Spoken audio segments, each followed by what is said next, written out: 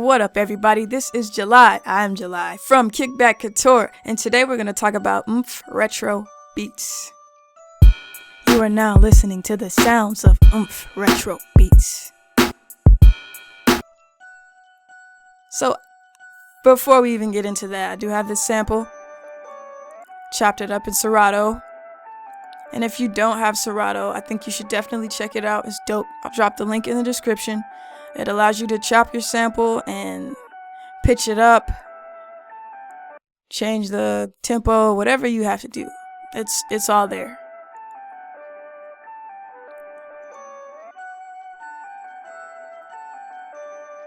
So let's go ahead and bring in Umpf.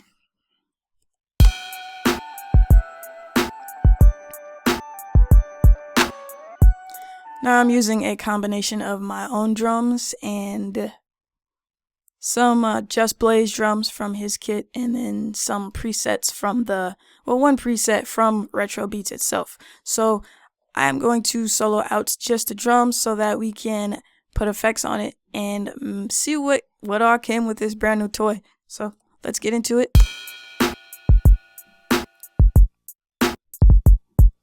So we have 3 sins, echo, gate, reverb, and then this tape is the master. This is on the master, and we can see this on the back. It shows us the signal flow of everything, and tape is the final signal that goes out.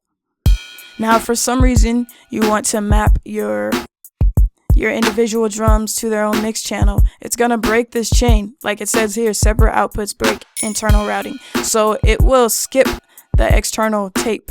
So you'd have to do something else in order to get this tape sound out of Umpf. So I want to put some reverb on my snare. And let's see what kind of reverb we're working with. Short reverb.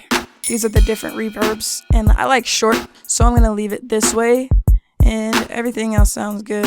Bring down the high cut just a little bit. Great.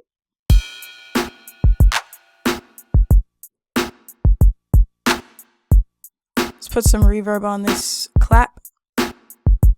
Let's try a bit of echo, and let's solo it so we can hear it by itself. Echo. Tempo sync, and let's change the time to about 1/8. And from there, we'll increase the feedback. And the pan is good. Saturate it a little bit more. Turn down the feedback so it doesn't last too long. Just want it subtle. And we're good. Next is my hi-hat, and I want to add some reverb to my hi-hat. So gonna go with the same short. I could, but I'm gonna try washi and see what occurs with that setting. Pretty cool.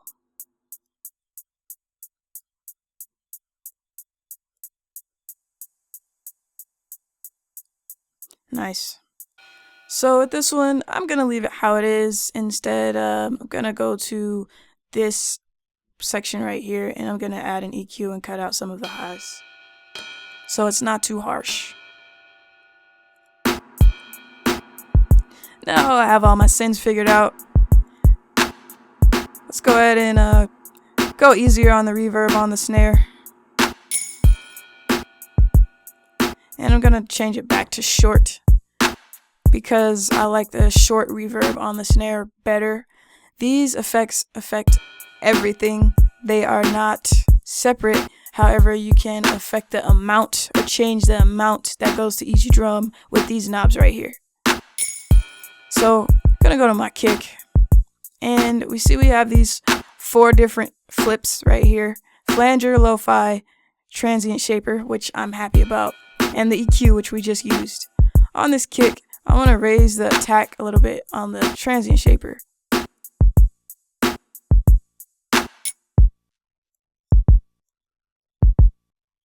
And turn it on.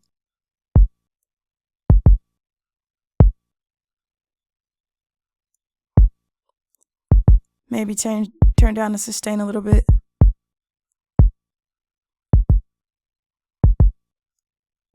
Awesome. Now on the snare,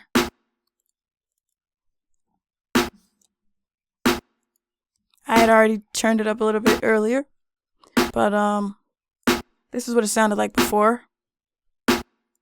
Now with the attack raised,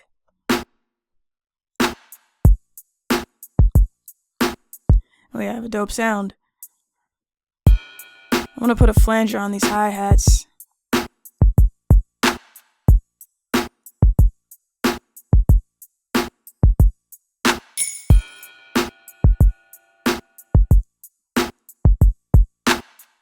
Can increase the width. And this is lo-fi effect. Let's turn it on our kick. Bring down the dry wet knob so it doesn't take over completely.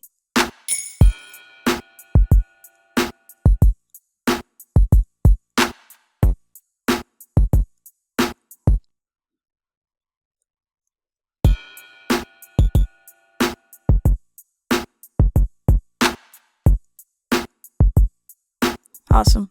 So this is my kick with the lo-fi effect without it. Adds a really dope feel to it. Some more texture. Last thing I want to get into is the tape. So like I said, this is the master and I had it up a little bit. So without the tape, sounds like this. With the tape, get a really dope sound. But I don't want that much, so I'm going to turn it back down. This is the drive. How much of the signal do you want to go into tape? Well, actually, that's not the correct way to describe it. We could turn up the bass, the treble, turn up the hiss if we would like to. We could turn up the hum. Really great and intuitive. Compress. You can compress it more if you want to, or less.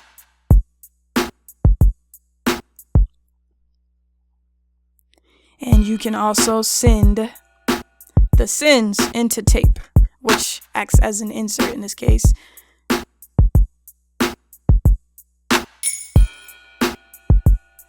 So now my sends are affected by the tape as well.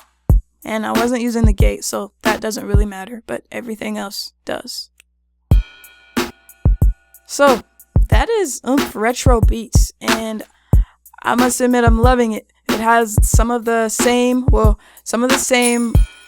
parameters as Umpf club drums as far as the drum parameters, the editing parameters go, attack, hold, release, start key, pitching, and so on. It's just, this time it's retro, and I'm loving it. So if you like this beat, give it a like, comment.